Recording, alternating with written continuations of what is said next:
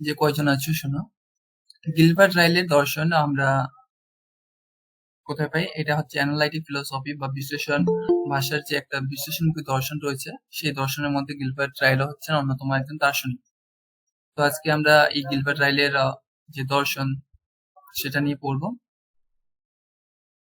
তোমরা দেখতে পাচ্ছ তার জন্ম হয়েছিল 1900 সালে এবং তার মৃত্যু 1976 সালে, মানে বেশি দিন পুরনো না, মানে বলতে পারো খুবই একটা মডার্ন যুগে আর কি। তো দেখো, বেশি কথা না বলে তার কিছু মানে গ্রন্থ বা কাজ বলতে পারো এগুলোকে, যেগুলো চিফ ওয়ার্কস বলে আমি আইডেন্টিফাই করেছি। সিস্টেম্যাটিক্যালি মিসলিডিং এক্সপ্রেশন, এটা প্রকাশিত হয় 1932 সালে। Philosophical arguments 1945। Conscience and moral conviction, যেটা হচ্ছে 1947। দ্য কনসেপ্ট অফ মাইন্ড, এটা খুব ইম্পর্টেন্ট গ্রন্থ তার একটা। দ্য কনসেপ্ট অফ মাইন্ড, ঠিক আছে, এটা 1949 সালে উনি প্রকাশিত করেন। ইফ সো অ্যান্ড বিকজ, যেটা 1950। দ্য ডিলেমাস 1954। তাছাড়া অনেক বই বা আর্টিকেল তার রয়েছে লেখা, সেগুলো অত প্রয়োজনীয় না বা এখানে লেখাটা প্রয়োজন বোধ করছি না। দেখো, সিস্টেম্যাটিক্যালি মিসলিডিং এক্সপ্রেশন, তার যে এই থিওরিটি, এটাও একটা থিওরি, ঠিক আছে। Systematically misleading expression, Ryle says proposition may be consistent and inconsistent. কি বলছে? বচন সঙ্গতিপূর্ণ হতে পারে, আবার অসঙ্গতিপূর্ণ হতে পারে, তাই না? কনসিস্টেন্ট এন্ড ইনকনসিস্টেন্ট, এই দুটো কথা মনে রাখবেন। Ryle says proposition may be consistent and inconsistent and proposition are expression in language. বচন কোথায় হয়? বচনকে আমরা কিভাবে প্রকাশ করি? ভাষার মাধ্যমে প্রকাশ করি, তাই না? তো ভাষার মাধ্যমে যখন বচন প্রকাশিত হয়, তো সেই বচনটি আমাদের কি হতে পারে? কনসিস্টেন্ট হতে পারে এবং ইনকনসিস্টেন্ট হতে পারে। So expression may be accurate or misleading, যেহেতু সেটা কনসিস্টেন্ট এন্ড ইনকনসিস্টেন্ট হতে পারে একটি বচন, আমাদের একটি প্রপোজিশন, আর বচনের মাধ্যমে আমরা এক্সপ্রেশন কি করি? প্রকাশ করি, মানে আমাদের অভিব্যক্তি, এক্সপ্রেশন যেটাকে বলি, মনের ভাবটাকে যে প্রকাশ করি, সেই এক্সপ্রেশনটা হতে পারে অ্যাকুরেট, হতে পারে মিসলিডিংও হতে পারে। মিসলিডিং মানে ভুল ভাল আর কি, মিসলিড। অনেক সময় হয় না, কেউ আমাদেরকে বলে কোনো একটা কিছু বললে কেউ ফট করে বলে দেয় তুমি এটা মিসলিড করছো, মানে ভুল ব্যাখ্যা দিচ্ছ। He says that there are certain expression in language which are systematically misleading, namely they are caused in a syntactical form improper to the facts recorded and proper to facts, quite another logical form than the facts recorded.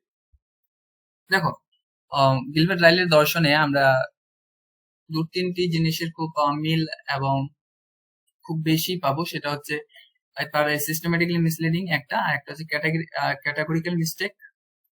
মানে category mistake কেন বলেছেন? যখন উনি ডেকার্টের দর্শন সমালোচনা করছেন, mind and body রিলেশনটাকে Descartes যেভাবে ব্যাখ্যা করেছেন সেটাকে যখন উনি ক্রিটিসাইজ করছেন, তখন কিন্তু কি করছেন?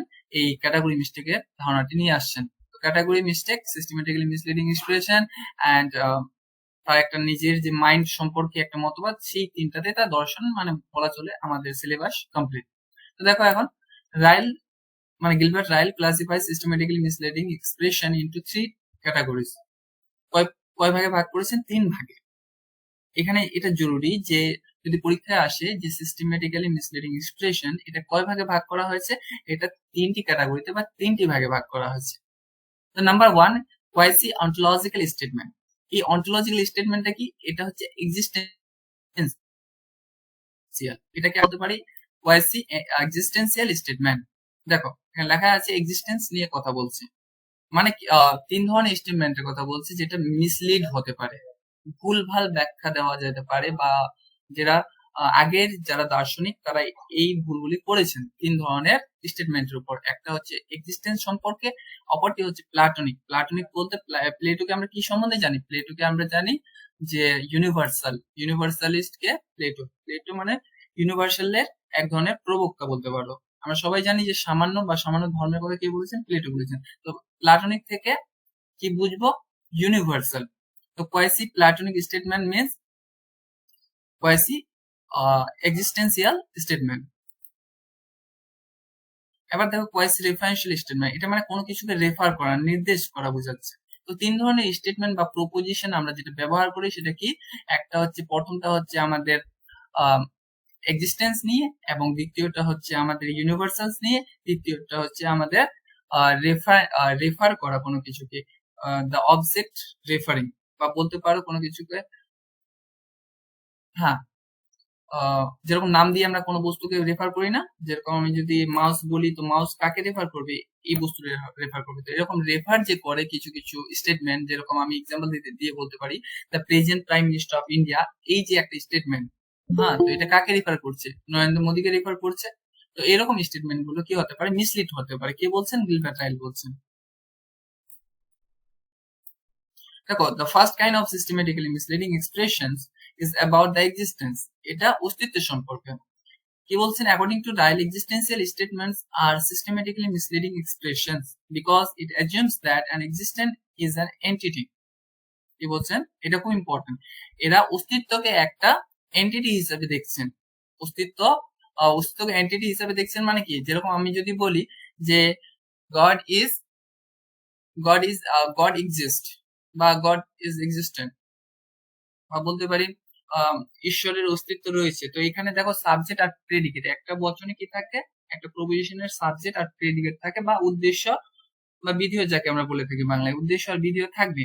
তো উদ্দেশ্য স্থানে যদি কোনো কিছু আমরা আহ বসাই, এবং প্রেডিকেট স্থানে যদি আমরা অস্তিত্বকে বা এক্সিস্টেন্স কে বসাই, বললাম যেহেতু একটু আগে যেরকম যে গড এক্সিস্ট, তো এক্সিস্ট এখানে কি হিসেবে করছে, কাজ করছে, এক্সিস্টেন্টটা কি হিসেবে ধরা হচ্ছে এখানে, প্রেডিকেট হিসাবে। তো এক্সিস্টেন্ট যেহেতু প্রেডিকেট হিসেবে বুঝাচ্ছি, তো প্রেডিকেটটা এখানে কি হচ্ছে, একটা এন্টিটি হচ্ছে, হ্যাঁ, একটা এন্টিটি হচ্ছে। কিন্তু এই এন্টিটি যখন আমরা মনে করব, এক্সিস্টেন্ট ইজ অ্যান এন্টিটি, যখন এটাকে এন্টিটি মনে করব, তখন কি হচ্ছে, আমাদের এক ধরনের আমরা মিসলিড করছি ভাষাটাকে। তো and this assumption being the predicate is an entity is bogus, হ্যাঁ, is absolutely misleading. তবে এখানে ভালো মতো লেখা আছে, according to Ryle, existential statements are systematically misleading expressions because it assumes that an existent is an entity, and this assumption being the predicate is an entity, এটা যেহেতু আমরা কি করি, এক্সিস্টেন্টটাকে প্রেডিকেট হিসেবে ট্রিট করি, সেহেতু এটা কিছু না, এটা একটা হাস্যকর বিষয়, এটা অ্যাবসলিউটলি মানে পুরোপুরি ভাবে এটাকে আমরা মিসলিড করছি। The second kind of systematically misleading expression is about universals. এখানে আমি বেশি কিছু লিখিনি, তোমাদের আমি বলছি।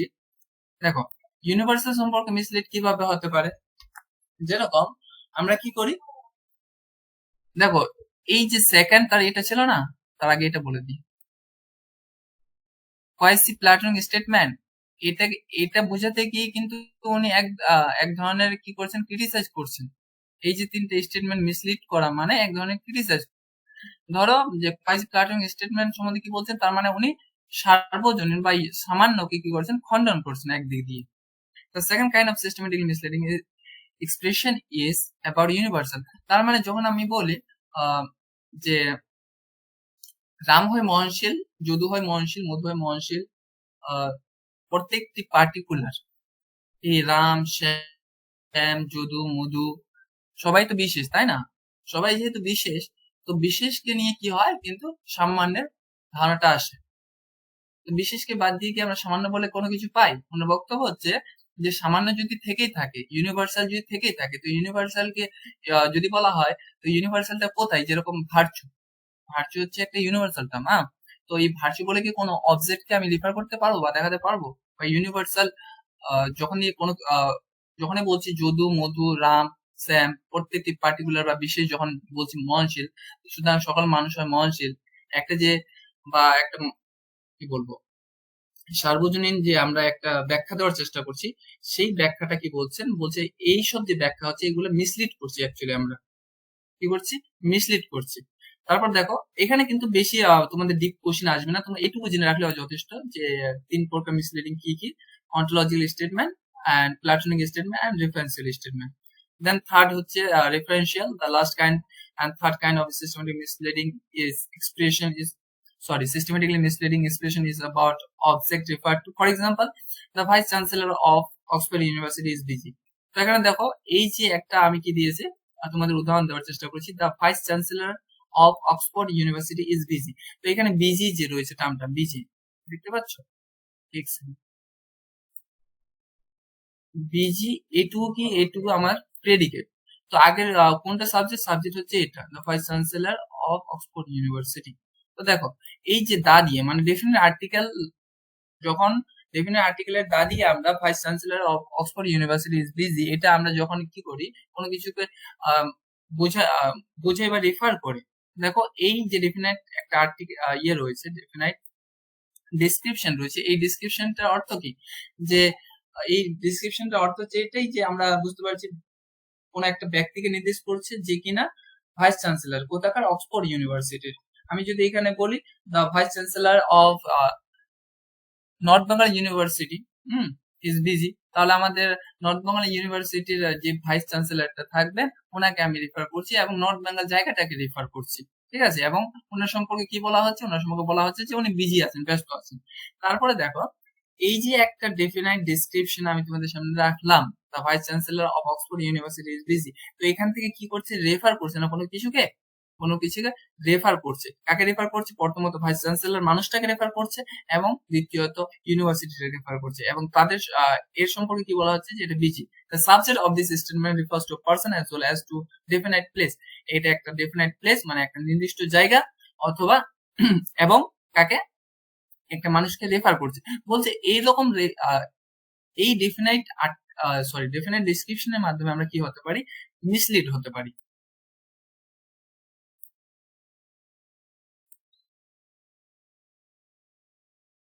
আমি তোমাদের ওটা ব্যাখ্যা, এগুলো ব্যাখ্যা করলাম না বেশি করে, কারণ এটাতে আমাদের ডিপ কোশ্চেন আসেও না, আর অতটা বুঝে লাভ নাই। এটাতে গেলে আমাদের পিএইচডি লেভেলের যখন আমরা করবো তখন এটার গভীর নলেজ রাখা বা গভীর জ্ঞান রাখা আমাদের প্রয়োজন। দেখো এবার কনসেপ্ট অফ মাইন্ড, আমরা তার একটা গ্রন্থ দেখেছিলাম যেটা হচ্ছে কনসেপ্ট অফ মাইন্ড, কত সালে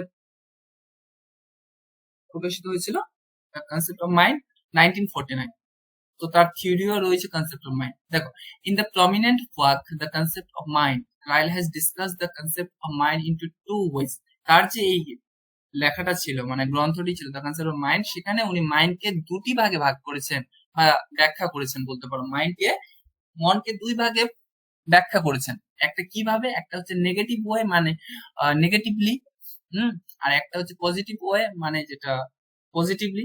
নেগেটিভলি মানে নাবাচক হিসাবে কোনো কিছুকে ডিনাই করার মাধ্যমে মাইন্ডকে উনি ব্যাখ্যা করেছেন, আর একটা হচ্ছে পজিটিভলি মানে নিজের তার যে মাইন্ড সম্পর্কে যে মতবাদ সেটা ব্যাখ্যা করেছেন বা সেটা দিয়েছেন উনি।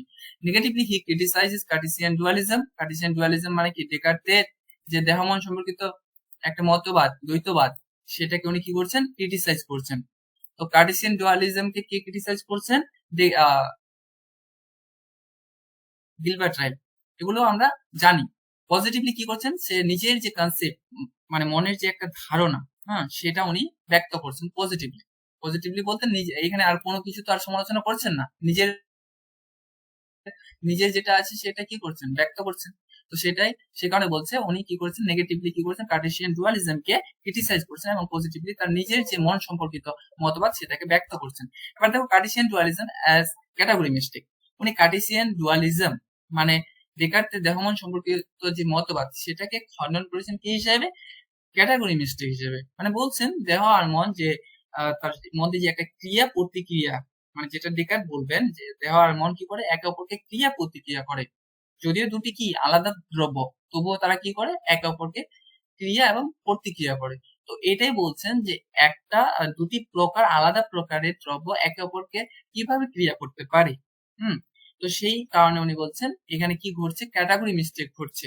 আমি আগে তোমাদের ক্যাটাগরি মিস্টেকটা তাহলে বোঝাই। দেখো what is meant by a category mistake? A category mistake is committed when, in seeking to give an account of some concept, one says that it is of one logical category when in fact it is of another. For example, দেখো উদাহরণটা দেখলে বুঝতে পারবে। If I say my pen was green, then I make a mistake, namely category mistake, because things such as pens are not colored, only visible things or objects are colored. দেখো এখানে যেটা বলতে চাচ্ছে, বলছে আমরা কি করি, লজিক্যালি কি করি, যখন দুটি প্রকার আলাদা হয়, মানে দুটি আলাদা প্রকারকে আমরা কি করি, অন্য প্রকারের উপর একটি অপরটির উপর কি করি, চেপে দিই। মানে উদাহরণস্বরূপ যখন বলা হচ্ছে যে আমার আমার যে ব্যথা, সেই ব্যথাটা কি সবুজ, আমার ব্যথাটা ছিল সবুজ। দেখো, ব্যথা হচ্ছে এরকম একটা জিনিস যাকে আমরা কি করতে পারি না, যাকে আমরা দেখতে পারি না।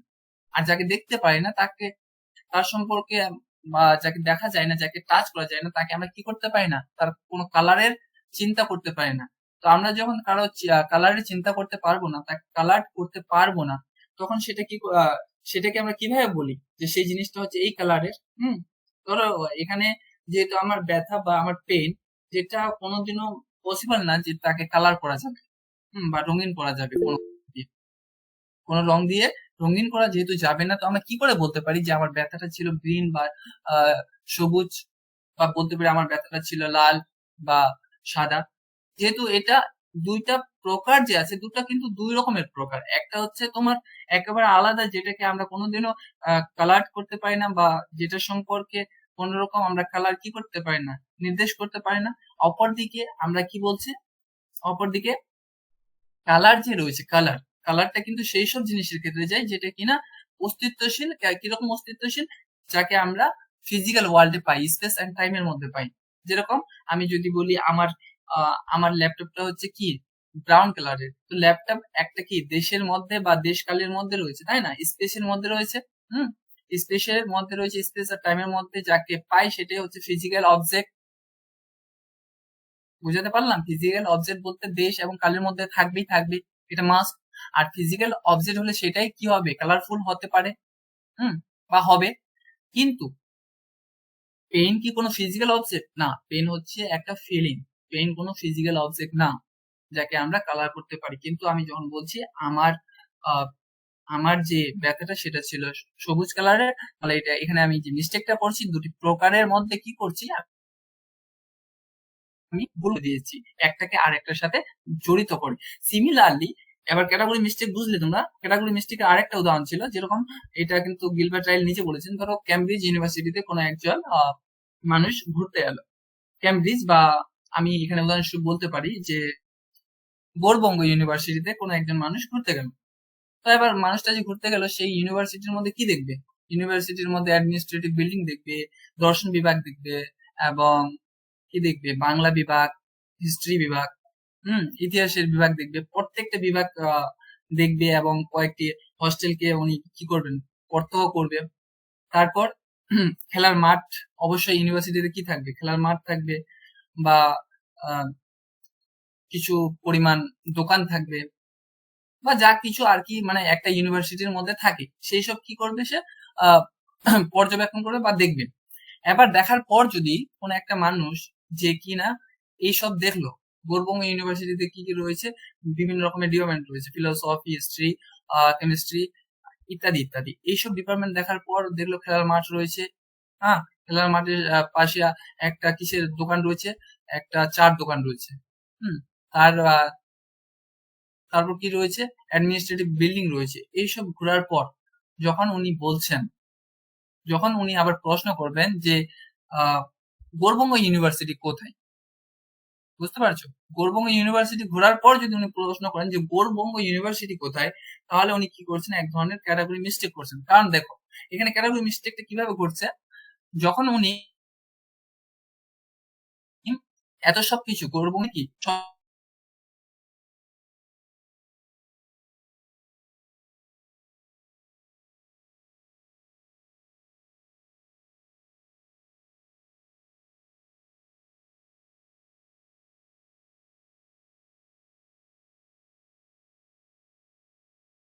গৌড়বঙ্গ ইউনিভার্সিটির বিভিন্ন বিল্ডিং, খেলার মাঠ, বিভিন্ন ডিপার্টমেন্ট, হ্যাঁ, তো এইসব মিলে এই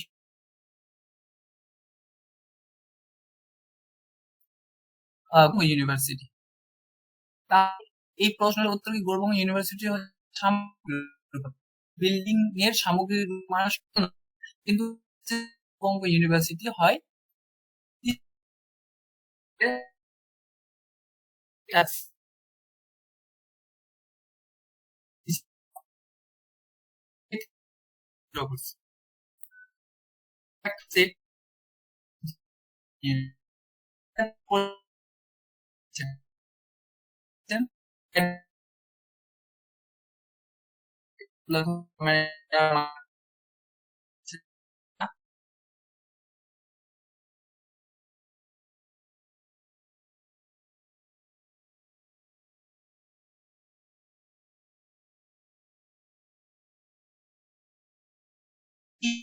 মধ্যে একটা সেট বা কি বলবো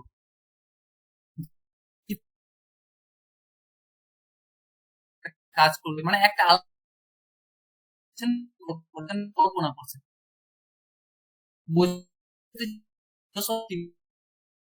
উনি ভাবছেন ইউনিভার্সিটি কোন একটা নির্দিষ্ট জায়গা যার ভিতরে মানে আলাদা যে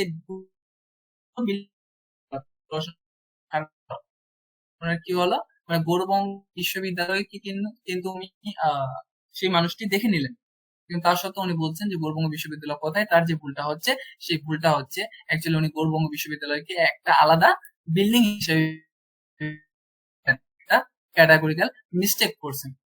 তো যাই হোক, বুঝতে না পারলে বলবে, ভালো মতো আরো বুঝিয়ে দেওয়ার চেষ্টা করবো। তোমরা তো রেসপন্সও করো না, আমার বলার সেরকম আর মুডটাও থাকে না। কার্টেসিয়ান ডুয়ালিজম, আমি একটু আগে তোমাদের বললাম যে কার্টেসিয়ান ডুয়ালিজম কে কিভাবে কি করছেন, ট্রিট করছেন বা খণ্ডন করছেন। বলছেন এই কার্টেসিয়ান ডুয়ালিজম হচ্ছে একটা কি ক্যাটাগরি মিস্টেক। শুধু কার্টেসিয়ান ডুয়ালিজম বলতেই যে ক্যাটাগরিক্যাল মিস্টেক সেটা নয়, উনি কার্টেসিয়ান ডুয়ালিজমের মধ্যে যে একটা রিলেশন দেখানোর চেষ্টা করেছেন ডেকার্ট, সেটার জন্য কি হচ্ছে ক্যাটাগরিক্যাল মিস্টেকটা ঘটছে। এবার দেখো, এখানে আমি ডেকার্টের দর্শনে একটু পরিচয় দিই। ডেকার্টের দর্শনে আমরা কি পাই, তোমরা পড়েছো, ম্যামের কাছ থেকে শুনেছো। ডেকার্টের দর্শনে তিনটি দ্রব্য রয়েছে। একটি হচ্ছে কি ঈশ্বর, যা কিনা পরম দ্রব্য বা চরম দ্রব্য। আর দুটি হচ্ছে কি, দুটি হচ্ছে আমার নির্ভরশীল দ্রব্য। নির্ভরশীল দ্রব্য বলতে নিম্ন স্তরের দ্রব্য, সেই দুটি হচ্ছে দেহ এবং মন বা জড় এবং আত্মা। দেহ বা মন যেটা আমরা বলি সেটা হচ্ছে জড় এবং আত্মা। তো দেহকে জড় বলা হয় আর মনকে আত্মা বলা হয়। তো তার তার দর্শনে আমরা তিনটি দ্রব্য পাই, একটা হচ্ছে জড়, একটা অপরটি আত্মা, আর একটা যে পরম দ্রব্য সেটা হচ্ছে ঈশ্বর। ঈশ্বরকে বলেছেন independent substance, and mind and বডিকে বলেছেন ডিপেন্ডেন্ট সাবস্টেন্স। তো এবার দেহ আর মন যেহেতু দুটি পৃথক দ্রব্য, দেহ আর মন বা জড় এবং আত্মা যেহেতু দুটি পৃথক সত্তা বা দ্রব্য, এই দুটি দ্রব্য আলাদা কি কারণে, যেহেতু দেহর কি, দেহর ধর্ম হচ্ছে দেহ কি করবে, এই ভৌতিক জগতে তার কি থাকবে, বিস্তৃতি থাকবে। মানে দেহর তো এটাই ধর্ম, কোনো কিছু যদি দেওয়া হয় সেটা কি হবে, এক্সটেনশন হবে, মানে বিস্তৃতি যুক্ত হবে। জড় সবসময় বিস্তৃতি যুক্ত হয় এবং সেটা দেশ কালের মধ্যে থাকে। অপরদিকে মন কি হয়, মনের মধ্যে বিস্তৃতি নেই। কি আছে তাহলে, মনের মধ্যে চেতনা রয়েছে, কনসিয়াসনেস। তো একটি হচ্ছে মাইন্ড হচ্ছে কনসিয়াসনেস, অপরটি জড় হচ্ছে আনকনসিয়াস। আর একটি হচ্ছে এক্সটেনশন। এক্সটেনশন মানে কি, বডি থাকলে তো এক্সটেনশন থাকবেই, আকার আয়তন থাকবেই। অপরটি কি এক্সটেনশনলেস, মানে যার কোনো আকার বা আয়তন নেই, মনের কোনো আকার বা আয়তন নেই। তো দুটি পৃথক সত্তা বা দুটি দ্রব্যকে কি করছেন উনি তার দর্শনে দেখানোর চেষ্টা করছেন। এবার যখন দুটি দ্রব্য আলাদা, তবুও আমাদের মন এবং দেহ, মানে একটা মানুষ এজ এ হিউম্যান বিং, তোমরা বা আমি, আমি আমার কথা বলছি, আমি যে একজন মানুষ, আমার মধ্যে কি রয়েছে, দেহ আর মনের কি রয়েছে, সমন্বয় রয়েছে। আমার দেহ এবং আমার মন দুটো আলাদা দ্রব্য, কার মধ্যে, ডেকার্টের মধ্যে। আমার দেহের মধ্যে আমার আত্মা বা মন রয়েছে। হ্যাঁ, তো এই দুটো কি করে, ডেকার্ট যখন বলছেন এদের সম্পর্কটা কি করছে, একটা আরেকটাকে ক্রিয়া প্রতিক্রিয়া করে। ব্যাপারটা কিরকম, যখন ধরো ডেকার্ট বলছেন আমাদের শরীরে যদি কিছু একটা কামড় দেয় বা আহ, মনের মধ্যে হয়, মানে ব্যথাটা আমরা অনুভব করি, তাই না?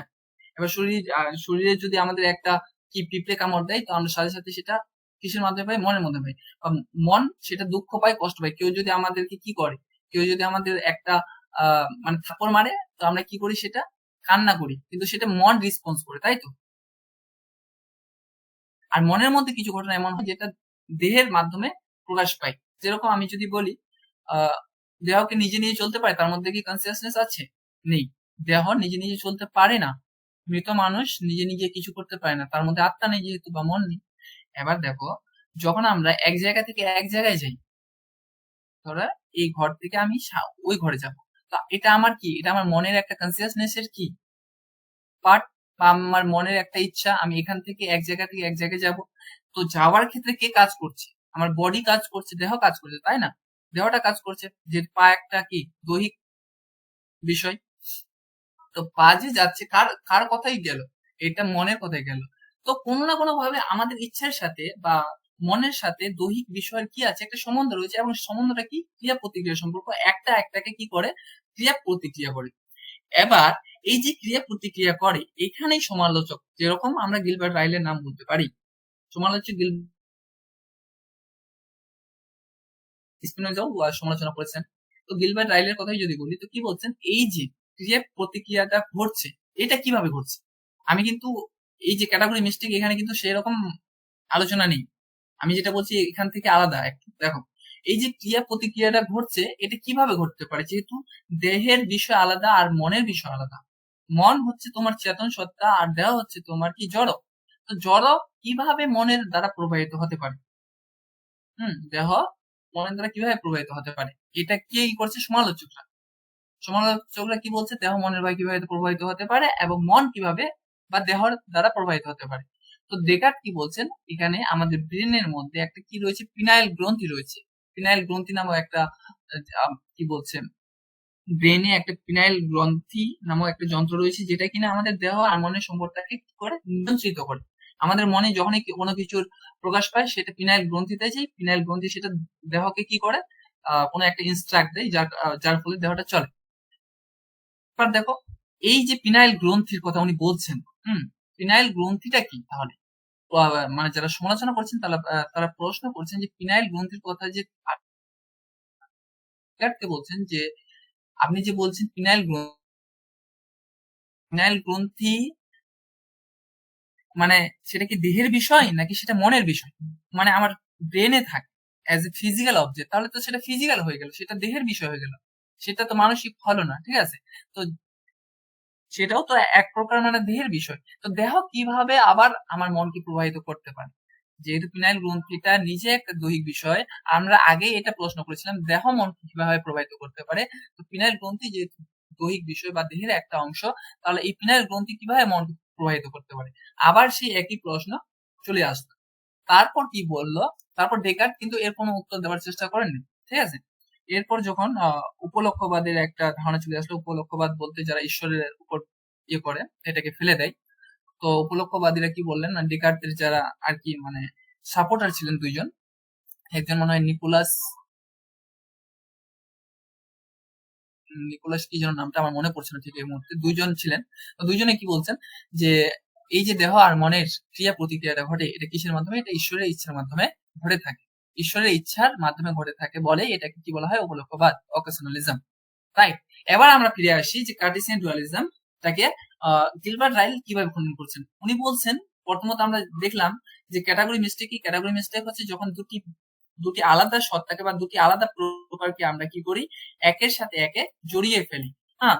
তো কার্টেসিয়ান ডুয়ালিজম কিন্তু এরকমটা করেছেন, কে করেছেন, Descartes.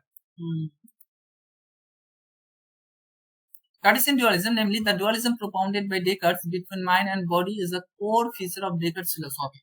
Mind and body are two distinct substances. এখন আমরা দুটি আলাদা দ্রব্য, they have opposite qualities, তাদের আলাদা ধর্ম রয়েছে। Mind is mental whereas body is physical. মন তোমরা সবাই জানো এটা মানসিক, বডি হচ্ছে দৈহিক। হুম শরীর হচ্ছে কি, দেহের একটা বিষয়, মানে স্পেস এন্ড টাইমের মধ্যে বিলং করে যেটা। আর মাইন্ড অপর দিকে কি, টাইমের মধ্যে বিলং করে ঠিকই, কিন্তু স্পেসের মধ্যে বিলং করে না। According to Descartes, man is union of this two substances, মানে এই দুটোর কি জয়নিং প্রোডাক্ট। একটা মানুষকে কি হিসাবে দেখছেন, যে দেহ আর মনের সমন্বয় দেখছেন। হুম In Ryle's view, the Cartesian concept of mind is psychological concept which assumes that man's bodily behaviors are in accordance to the activity of human mind. While terms Cartesian concept of mind as a dogma of the ghost in the machine. দেখো এই কোশ্চেনটা কিন্তু favourite question বলতে পারো, এনটি এর বা বিভিন্ন পরীক্ষাতে এই কোশ্চেনটা খুবই আসে। Dogma, the dogma of the ghost in the machine, এই যে ডগমাটা, the ghost in the machine, এখান থেকে the ghost in the machine এটা কে বলেছেন? এটা বলেছেন গিলবার্ট রাইল। কখন বলেছেন? যখন ডেকার্টের মাইন্ড অ্যান্ড বডি ডুয়ালিজমকে কি করছেন? ক্রিটিসাইজ করছেন। বলছেন মাইন্ড হচ্ছে কি ঘোস্ট, আর তার বডি হচ্ছে একটা মেশিন, মানে একটা মেশিনের মধ্যে যে এরকম একটা বডির মধ্যে মাইন্ড কিভাবে আছে, যেরকম একটা ভূত একটা যন্ত্রের মধ্যে বা একটা মেশিনের মধ্যে রয়েছে, বা একটা গাড়ি ভাবতে পারো। Hmm, he has attack this dogma in two ways. দেখো এই যে ডগমাটা mind mind sorry ghost in the machine মানে মাইন্ড বডির মধ্যে রয়েছে, এটাকে উনি দুই ভাগে অ্যাটাক করেছেন। একটা হচ্ছে কিভাবে, the first by introducing the notion of category mistake. আমি তোমাদের আগে আগে আলোচনা করলাম ক্যাটাগরি মিস্টেক হিসাবে কিভাবে, হ্যাঁ এটা বলিনি যে ক্যাটাগরি মিস্টেক হিসাবে কিভাবে এখনো উনি সমালোচনা করছেন, তবে ক্যাটাগরি মিস্টেকটা কি সেটা বললাম। And the second by analysing the meaning of mental concept, একটা তার নিজের যে মাইন্ড সম্পর্কে অথবা সেটার সম্পর্কে উনি কি করছেন? ক্রিটিসাইজ করছেন। আর অপরদিকে উনি এটাও বলছেন যে মানে কি ক্যাটাগরি মিস্টেক মানে প্রকারগত ভ্রান্তি, এই প্রকারগত ভ্রান্তির মাধ্যমে কিন্তু বডিকে খণ্ডন করছেন। তো দুই দিক দিয়ে উনি খণ্ডন করছেন, একটা ক্যাটাগরি মিস্টেক আর একটা নিজের যে মেন্টাল কনসেপ্ট মানে মাইন্ড সম্পর্কে যে নিজের একটা ধারণা ছিল সেই দিক দিয়েও কিন্তু ক্রিটিসাইজ করছেন। According to him mind and body are terms of different orders of categories. Gilbert রাইলের মতে মন আর দেহ দুটো কিন্তু আলাদা জিনিস, হ্যাঁ আলাদা জিনিস এবং আলাদাই প্রকার। যেরকম একটু আগে আমরা বললাম মাই পেন ওয়াজ গ্রিন বা মাই পেন ইজ গ্রিন, হ্যাঁ তো পেন আর গ্রিন এই দুটা কনসেপ্ট কিন্তু আলাদা, একটা একটার সাথে কোনো সময় কি সমন্বয় করতে পারে না, সমন্বয় করতে পারে না বা তারা রিলেশনে আসতে পারে না। যদি আমরা বলি যে কালারের সাথে কিন্তু পেন কোনো সময় কিন্তু যায় না, আর পেনের সাথে কিন্তু কালারটাও ঠিক যায় না। They cannot as such be legitimately concerned or disjoint, তারা এক হতে পারে না, কনসেন্ট হতে পারে না, আবার ডিসজয়েন্ট হতে পারে না। The conjunctive phrase body and mind is a meaningless phrase for right. Body and mind, এই যে আমরা বলি বডি অ্যান্ড মাইন্ড, বা এখানে যে আমরা বললাম যে কি বলছেন ডেকার্ট, কি বলছেন, দাঁড়াও, হ্যাঁ এই দেখো কোথায় গেল, mind is mental whereas body is physical according to Descartes man is union of these two substances। হ্যাঁ যখনই বলছেন যে মানুষ হচ্ছে কি এই দুটোর কি সমন্বয়, হ্যাঁ এই দুটি দ্রব্যের সমন্বয় হচ্ছে মানুষ, তো বলছে মাইন্ড এন্ড বডি, এই যে একটা তার ফ্রেজ ছিল ডেকার্টের, এটা কি একটা মিনিংলেস ফ্রেজ, মাইন্ড আর বডি একসাথে কোনো সময় থাকতে পারে না। So for him Cartesian dualist dogma of the ghost in the machine is a large category mistake. এটা কি একটা ক্যাটাগরি মিস্টেক। দেখো কিভাবে ক্যাটাগরি মিস্টেকটা বলছে।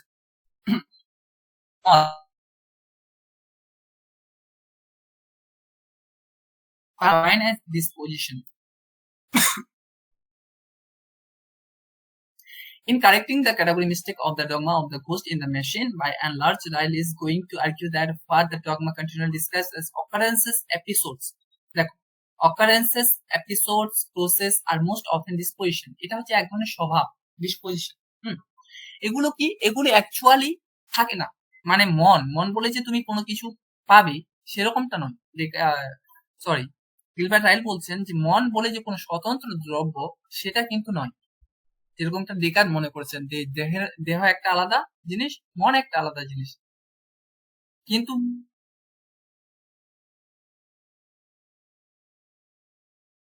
মানুষের মধ্যে দুটি প্রকার আছে, একটি হচ্ছে দৈহিক প্রকার, একটা হচ্ছে মানুষ।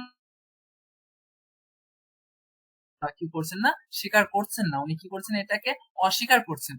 বলছে মন স্বতন্ত্র দ্রব্য নয়, মনকে স্বতন্ত্র দ্রব্য হিসেবে ভাবেননি। মনকে কি ভেবেছেন? মন হচ্ছে অ্যাকচুয়ালি এর মধ্যে কি আমাদের অনুভূতি গুলা থাকে, বা বলতে পারো যে স্ট্রিম অফ কনসিয়াসনেস। মন বলে যে কোনো কিছু আছে, এখানে তোমরা বৈধ দর্শনের ক্ষণিকত্ববাদে একটা যে মতবাদ সেটা হচ্ছে তার আত্মাকে কি বলেছেন?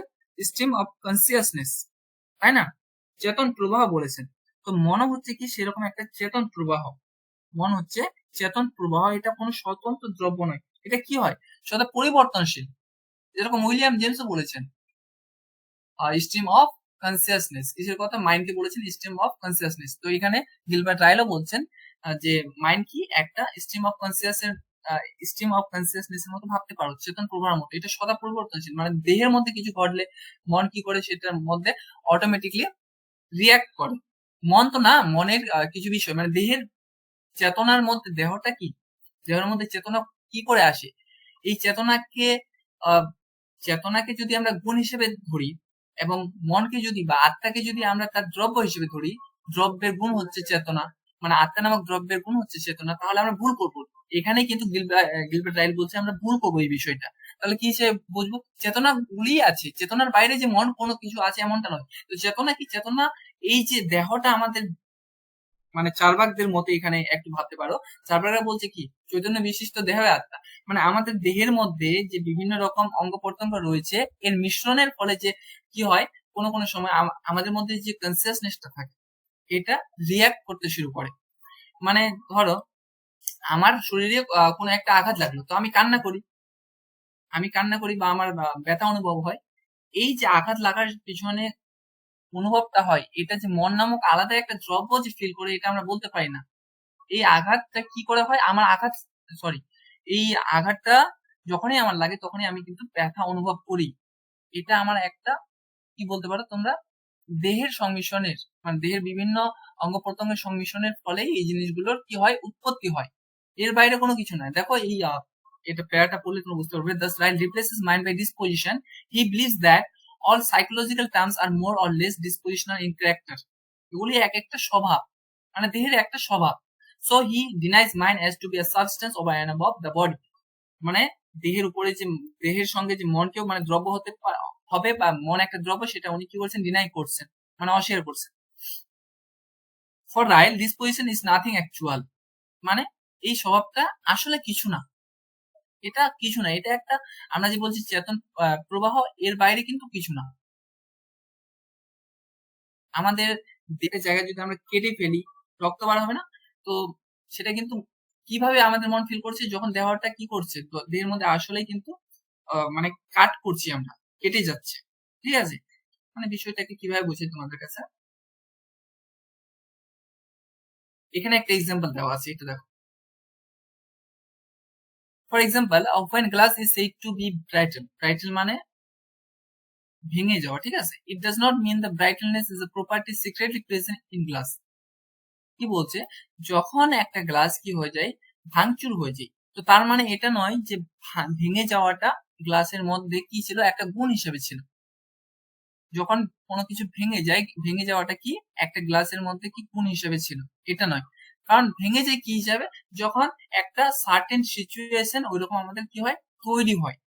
মানে ধরো গ্লাসটাকে আমি যখন পাথর দিয়ে কি করব, ছুঁড়ে মারবো, বা গ্লাসটাকে কোনো পাথরের উপর ফেলে দেবো, তখন কি হয়ে যাবে, গ্লাসটা কিন্তু ভেঙে যাবে। তো একটা সিচুয়েশনের মাধ্যমে কিন্তু একটা উৎপত্তি হলো। তো সিমিলারলি আমাদের মনের মধ্যে যে কোনো একটা জিনিস রয়েছে, মানে আত্মা নামক কোনো একটা দ্রব্য রয়েছে, তার ফলেই যে এইসব ঘটছে এমনটা নয়। তার ফলেই যে আমাদের আমাদের দেহের আর, সরি, দৈহিক আর মানসিক ক্রিয়াগুলি ঘটছে এমনটা নয়। বলছে আমাদের দেহে কোনো সময় কি হয়, যেরকম গ্লাসটাকে আমি ছুঁড়ে মারলাম, যার ফলে কি হলো, ওই পরিস্থিতিতে গ্লাসটা ভেঙে গেল, তার তার মানে এটা নয় যে গ্লাসের ভাঙাটা একটা তার ধর্ম ছিল বা গুণ ছিল। তো আমরা সিমিলারলি কি বলতে পারি, আমাদের দেহের মধ্যে যা যা ঘটছে, হুম, সেই মানে তার সেই সব জিনিসের কারণ স্বরূপ আমরা আত্মাকে যে স্বীকার করবো, এটা ভুল। তাহলে সেটা কি, সেটা একটা সার্টেন সিচুয়েশনে আমাদের ঘটে যাচ্ছে। সার্টেন সিচুয়েশনে বলতে, for Ryle disposition is nothing actual, it simply signifies a tendency for certain events to occur. এটা একটা কি, it simply signifies a tendency, একটা প্রবণতা, for certain events to occur, এটা ঘটার একটা প্রবণতা আমাদের আছে শরীরে, if some conditions are realised. দেখো শরীরের মধ্যে যা কিছু ঘটছে, এটা কি শরীরে একটা, কি বলছে, স্বভাব, মানে শরীরের একটা স্বভাব। শরীরের স্বভাব, স্বভাব বলতে যে যতক্ষণ আমাদের চেতনা রয়েছে শরীরে, ততক্ষণ এটা ঘটে যাচ্ছে। চেতনা নাই, মানে জীবিত মানুষ যখন মরে যায় তখন কি আর এটা ঘটছে? তো শরীরের একটা স্বভাবের মাধ্যমে এইসব ঘটছে, যেটা চেতন প্রবাহ হিসেবে উনি দেখেছেন, মানে আত্মাকে স্বীকার করছেন না। আর এই যে আহ, একটি আরেকটিকে প্রতিক্রিয়া করছে, এটাও উনি স্বীকার করছেন না। বলছে মন যদি থেকে থাকে, মন যদি আলাদা দ্রব্য হিসেবে থেকেও থাকে, আর অপর দিকে আমার দেহ যদি আলাদা, মাইন্ড অ্যান্ড বডি যদি দুটো ডিস্টিংক্ট সাবস্টেন্স হয়, তাহলে একে অপরকে প্রতিক্রিয়া করতে পারে না। কারণ যদি প্রতিক্রিয়া করে থাকে তাহলে সেটা কি হবে, সেটা ক্যাটাগরি মিস্টেক হবে, কারণ এর ধর্ম আলাদা, এর ধর্ম আলাদা। এবং উনি এটা বলছেন যে মাইন্ড বলে বস্তুত কোনো কিছু নেই, মাইন্ড বলে বা মন বলে বস্তুত কোনো দ্রব্য নেই, যা রয়েছে তা কি চেতন প্রবাহ। আর এই চেতন প্রবাহটা কিভাবে তৈরি হয়, এই চেতন প্রবাহ তৈরি হয় আমার একটা আহ শরীরের বিভিন্ন জিনিসের কি মিশ্রণের ফলে বা শরীরের বিভিন্ন, যখন আমরা কি বুঝি সার্টেন একটা পরিস্থিতিতে, মানে আমার খিদে লাগছে, ধরো এখন খিদে লাগছে, তো এটা একটা শরীরের অংশ। খিদে কার লাগে? শরীরের লাগে। আত্মা কোনো সময় খায়? আত্মা খায় না। আমাদের পেটের জন্য, আমরা বলি না আমাদের পেটের জন্য আমাদের কি হয়? খাওয়া করতে হয়। তো খিদে লাগে মানুষের, মানুষের মানে দেহের, দেহের জন্য আমাদের খাওয়াটা প্রয়োজন, তাই তো? তো দেহের জন্য যেহেতু খাওয়াটা প্রয়োজন, তো এই খিদে লাগাটা তাহলে কার বিষয়? অবশ্যই দেহের বিষয়। এখানে মন বলে কে আছে? মন কি কোনোদিন খায়? দেখেছো মনকে তুমি দেখাতে পারবে? পারবে না। তো যখনই খিদে লাগে তখনই কিন্তু আমাদের এক ধরনের একটা সিচুয়েশনের, মানে কি বলবো, যখনই খিদে লাগে সেই সিচুয়েশনটা কিন্তু অন্যরকম হয়। আর সেই সিচুয়েশনের মধ্যে কিন্তু আমাদের অটোমেটিকলি একটা ক্রিয়া করে, আমাদের চেতন সত্তা একটা ক্রিয়া করে। চেতন সত্তা বলবো না, সত্তা তো বললে নেই কোনো কিছু, মানে আমাদের কনসিয়াসনেস একটা ক্রিয়া করে, যার ফলে আমরা কি খাবারের দিকে অগ্রসর হয়, বা আমাদের বডি খাবারের দিকে অগ্রসর হয়, আর শেষ পর্যন্ত আমরা খাবারটা খেয়ে নিই, যেটা আমাদের আলটিমেটলি কি হয়? আমাদের পেট ভরে যায়, তাই না? তো মধ্য কথা হচ্ছে যে ডেকার্ট যে ভুলটা করেছিলেন, মাইনার বডিকে কি বলে, দুটি ডিস্টিংক্ট সাবস্টেন্স বলে প্রথমত, এবং দুটি ডিস্টিংক্ট সাবস্টেন্স বলে কি করেছেন, এদের মধ্যে সমন্বয় করার চেষ্টা করেছেন। আর দুটি ডিস্টিংক্ট সাবস্টেন্স কিভাবে একে অপরের সাথে ক্রিয়া প্রতিক্রিয়া করে, এটা দেখাতে গিয়ে গিলবার্ট রাইল কি বললেন, যে এটা হচ্ছে এক ধরনের প্রকারগত ভ্রান্তি বা ক্যাটাগরি মিস্টেক। এবং তার মাইন্ডেও বলেছেন যে মাইন্ড সম্পর্কে, এটা কিন্তু তার নিজস্ব মাইন্ড সম্পর্কে মতবাদ। মাইন্ড কি? মাইন্ড হচ্ছে ডিসপোজিশন, স্বভাব, ঠিক আছে? তো যখন মাইন্ডের ডিসপোজিশন বলছেন, তখনও কিন্তু তার ডেকার্টের ধারণাটা ভুল হয়ে যাচ্ছে। ভুল হয়ে যাচ্ছে না? যে মন বলে তো কোনো, মন বলে কোনো স্বতন্ত্র পৃথক কোনো দ্রব্য নেই, তাই না? তো একটা তো এটা ভুল হলো। দ্বিতীয়, প্রকারগত ভ্রান্তি, যদি মনকে আমরা বলি যে এটা চেতনার একটা বিষয়, এবং অপরদিকে জড় হচ্ছে কি আকারগত বিষয়, তাহলে একটাকে প্রভাবিত কিভাবে করতে পারে? ক্রিয়া প্রতিক্রিয়া করতে পারে না, রাইট?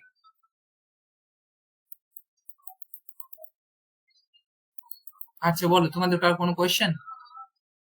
আজকে এটুকুই ছিল।